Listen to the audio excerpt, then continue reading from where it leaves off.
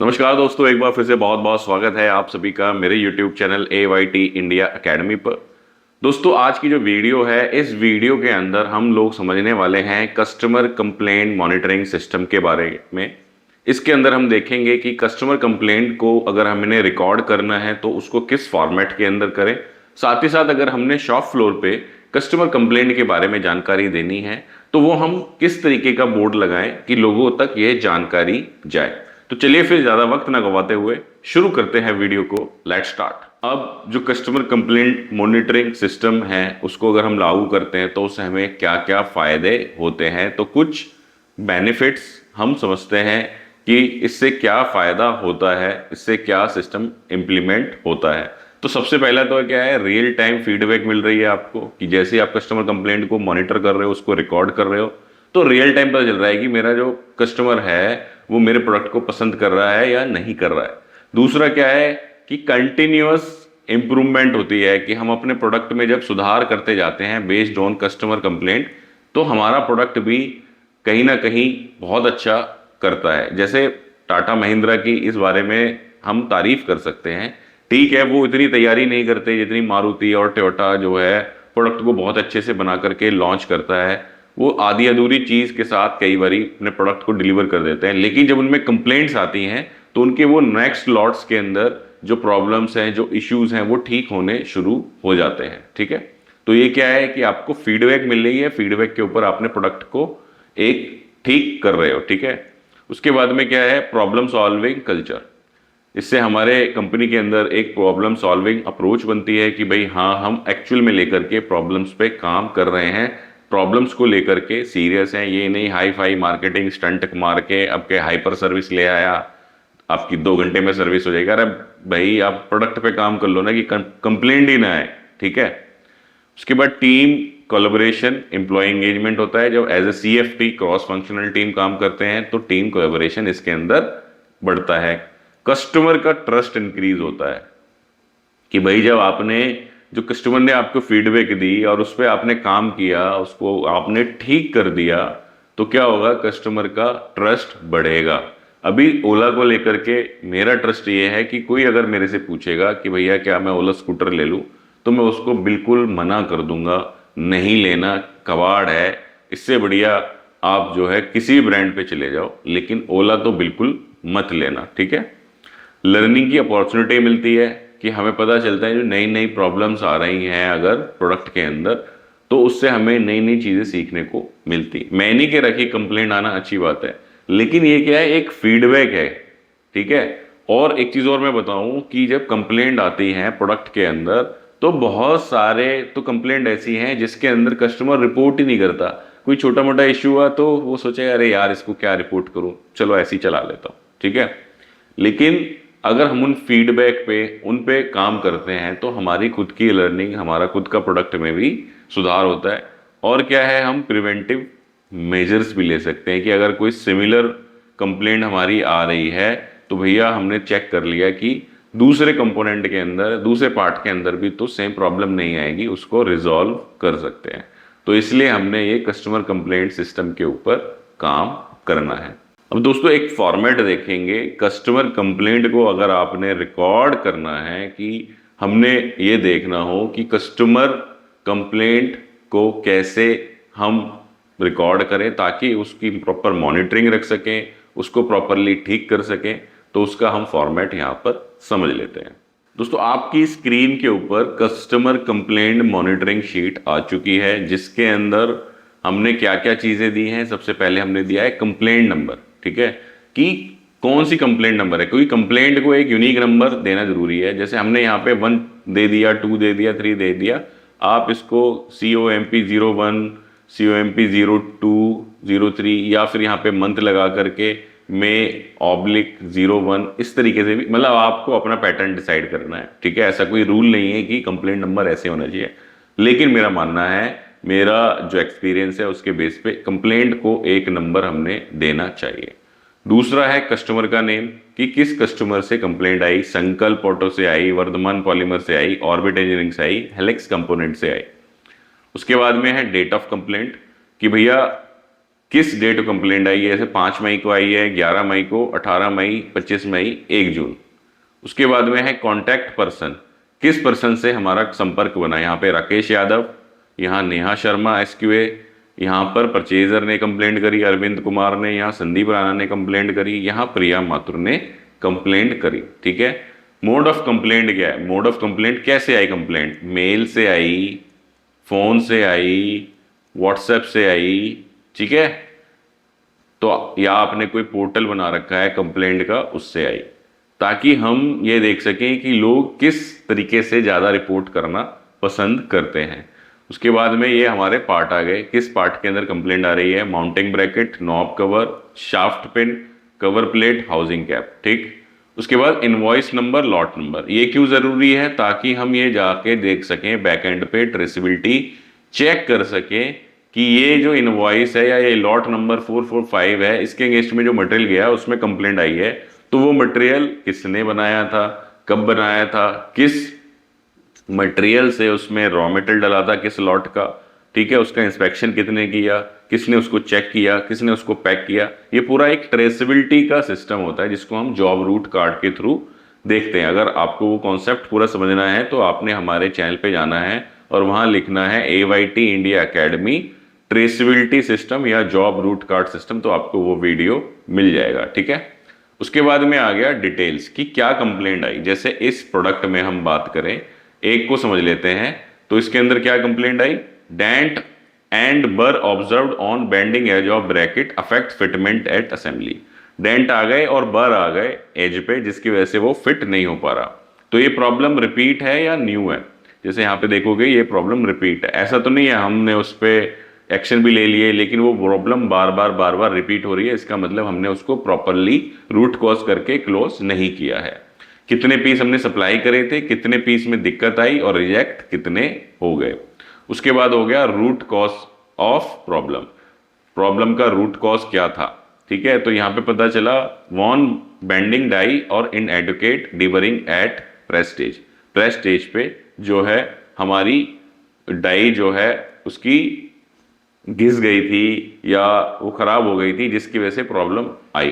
तो ये सब कैसे पता चलेगा, जब हम ये सारा डेटा किसके अंदर भरेंगे, कापा फॉर्मेट के अंदर। हम जब इसको अपडेट करेंगे, उसको फॉलो करेंगे, तो हमारे पास ये सारा रूट कॉज कि हमने करेक्टिव एक्शन क्या लिया, ठीक है, हमने प्रिवेंटिव क्या लिया, करेक्टिव हो गया जो हम अभी प्रॉब्लम को देखा और उसको हमने ठीक करने के लिए क्या किया। इससे पहले एक यहाँ पर कंटेनमेंट एक्शन भी आता है। ठीक है। कंटेनमेंट एक्शन वो भी आप इसमें ऐड कर सकते हो कि हमने जो अगला जो लॉट था उसको होल्ड कर दिया या वहां जाकर के हमने मटेरियल को सेग्रीगेट कराया, तो ये हो गया तुरंत कार्रवाई। फिर करेक्टिव एक्शन है जो करंटली हमने उसको प्रॉब्लम को रिजॉल्व करने के लिए। फिर प्रिवेंटिव क्या हो गया कि ऐसा एक्शन लिया हमने जिससे कि वो प्रॉब्लम आगे रिपीट ही ना हो। ठीक है। उसके बाद आ गई रिस्पॉन्सिबिलिटी कि कौन इसके लिए रिस्पॉन्सिबल है। इसके लिए रिस्पॉन्सिबल है प्रोडक्शन, कब तक इसको क्लोजर करना है, 12/5 तक। फिर यहाँ पे स्टेटस आ जाएगा कि ये कंप्लीटेड है या पेंडिंग है। ठीक है। और फिर इसके बाद मेन चीज होती है कस्टमर से फीडबैक लेना। ये नहीं कि हवा में हमने ठीक कर दी, मीडिया में डाल दिया, अरे भाई हम तो बहुत ही बढ़िया हैं। ठीक है। एक्चुअल कस्टमर फीडबैक देगा कि भाई आप सेटिस्फाई हो या नहीं हो। ठीक है। तो आपने यहाँ पर फीडबैक देना है। ठीक है।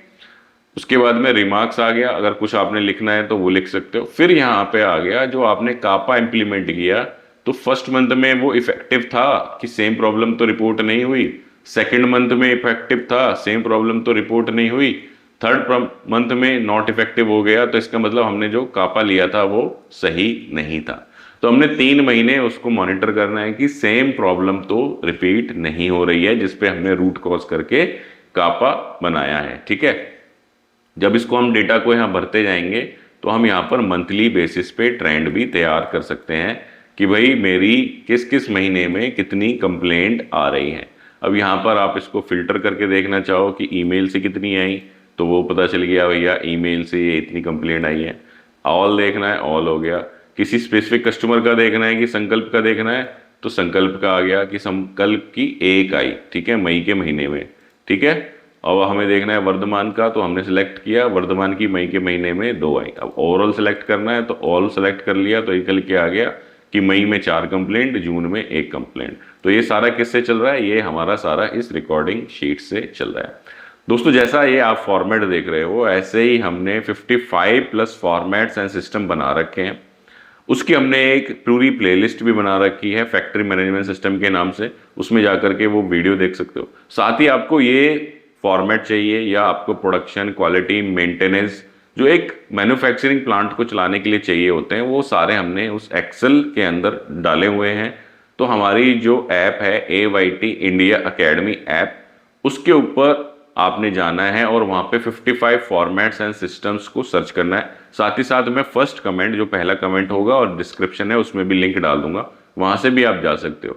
तो आपको ये ready to use formats with explanatory videos की इस फॉर्मेट को कैसे यूज करना है आपको मिल जाएंगे। आपने क्या करना है, डाउनलोड करना है और आप इनको यूज करना स्टार्ट कर सकते हो। अगर आपके यहाँ पर सिस्टम नहीं बना हुआ है तो ये पहला स्टेप ले सकते हो आप सिस्टम्स को बनाने का। दोस्तों इसके बाद हम देखेंगे कस्टमर कंप्लेंट को मॉनिटर करने के लिए अगर हमने शॉप फ्लोर पे बोर्ड लगाना है। ये तो क्या हो गया, हमने सिस्टम में रिकॉर्ड कर लिया, प्रॉब्लम को आइडेंटिफाई कर लिया और उस पर रूट कॉज कापा वगैरह लेना शुरू कर दिया।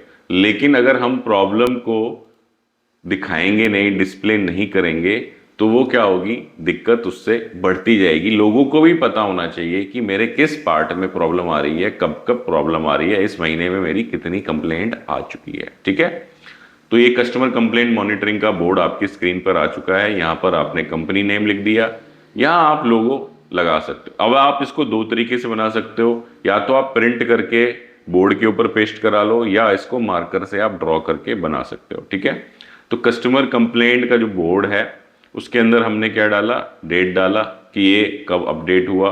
ठीक है, उसको जो भरना है उसको भरने की जिम्मेदारी किसकी है, अपडेशन टाइम क्या है, उसकी यहाँ पर हम फोटो भी लगा सकते हैं पर्सन की कि भाई ये रिस्पॉन्सिबल पर्सन है। ठीक है, फिर यहाँ पर सीरियल नंबर आते जा रहे हैं, फिर डेट, किस डेट को कंप्लेंट आई, पार्ट नेम नंबर कौन था, नई डेवलपमेंट तो नहीं है ये कि पहला फर्स्ट टाइम गया हो और उसी में कंप्लेंट आ गई हो।